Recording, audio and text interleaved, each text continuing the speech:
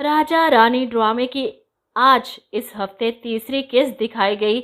हैरत हुई मुझे देखकर, यकीन नहीं आ रहा। लगता है कोई ड्रामा ख़त्म हुआ है जिसकी जगह इस ड्रामे की अगली किस्त आज दिखा दी गई। लेकिन जो भी हो, बहुत अच्छा हुआ। ड्रामा बड़ा इंटरेस्टिंग मोड़ पर चल रहा है, जहां जावियार रानी को लेने इसके घर आकर बैठ चुका है कि जब तक रानी यहाँ से नहीं जाती वो भी यहाँ से कहीं नहीं जाएगा। सारे दिन के लिए राइड बुक करवाने के बाद वो रानी को इसी घर में रोक लेता है। अब ना रानी गाड़ी लेकर निकल सकती है और ना ही जावियार से दूर हो सकती है।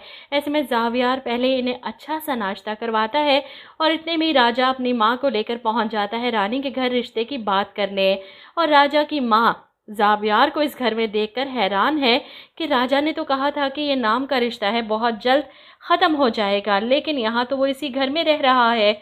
ऐसे में राजा को भी हैरत होती है जावियार को यहाँ देखकर। इसलिए तो जावियार जब इसे बैठने के लिए कहता है तो राजा रानी की गैर मौजूदगी में जावियार से सख्त अल्फाज में बात करता है कि तुम यहाँ पर क्या कर रहे हो? तुम्हें लगता है कि तुम रानी को इस तरह हासिल कर सकते हो? तुम इस खुशफहमी से और इस घर से जितना जल्दी हो सकता है निकल जाओ। रानी जो अंदर खड़ी इन दोनों की बातें सुन रही थी, जावियार के जवाब ने तो इसे हैरान कर दिया कि तुम एक काम क्यों नहीं करते? जब तक रानी अपना फैसला नहीं सुना देती तब तक थोड़ा इंतज़ार कर लो।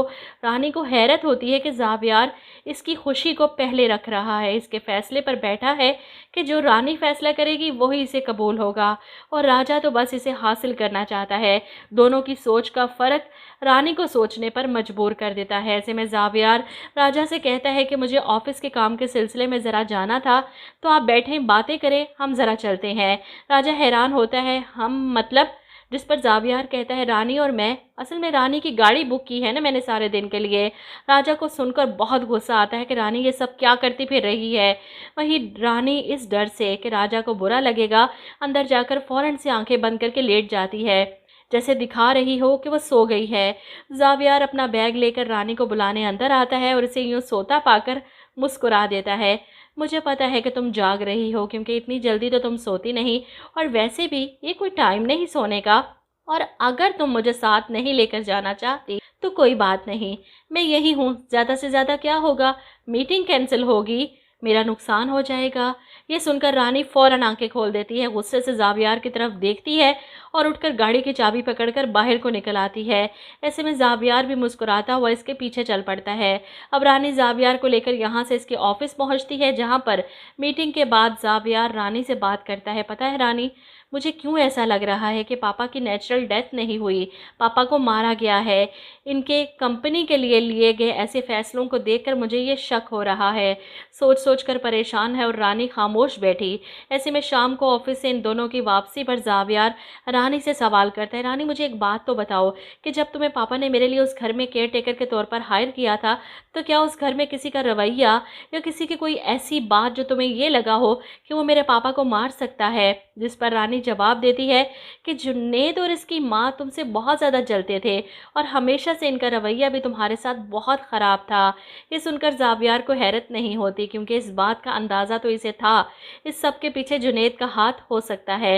ऐसे में रानी इसे अपने घर नहीं लेकर जाना चाहती, बल्कि इसे इसके घर छोड़ने आती है। तो जावियार ये देखकर मुस्कुरा देता है, मैं जानता हूँ मेरी वजह से तुम परेशान हो कि मैं इस तरह तुम्हारे घर में रह रहा हूँ, लेकिन रानी अगर बिछड़ने में यादें ना हो तो मज़ा नहीं आता। तुम्हारे साथ कुछ यादें जमा तो करने दो मुझे। रानी हैरत से जावियार को देखती है। इधर आप देखेंगे जावियार अमीरा माँ से भी सवाल करता है जो इसने रानी से किया था, पापा की कोई जान ले सकता है क्या? अमीरा माँ तो सब अच्छे से जानती हैं कि उस घर में क्या कुछ होता रहा, और वह जावियार को तफसीलन सब कुछ बताएंगी। लेकिन इस सब में तेज़ तो सोनिया निकली। जावियार को एतमाद हासिल करने के लिए और इसे दोबारा हासिल करने के लिए वो जुनैद को रास्ते से हटाना चाहती है, इसके सारे पोल खोलकर, ताकि जावियार को इसकी जायदाद सारी की सारी वापस मिल जाए और सोनिया के एहसान के बदले वो इसे अपना ले दोबारा से और सब ठीक हो जाए। इसीलिए तो वो जुनैद को मिलने के लिए बुलाती है, ये बताने के लिए कि जावियार ने मुझसे मेरे कंपनी के शेयर्स मांगे हैं। ये सुनकर जुनैद को गुस्सा आ जाता है, और अब आप अपने शेयर्स जावियार को देने के लिए तैयार हैं? आप जानती हैं ना, मेरी कामयाबी के रास्ते में कोई भी आएगा तो इसे मैं रास्ते से हटा सकता हूँ।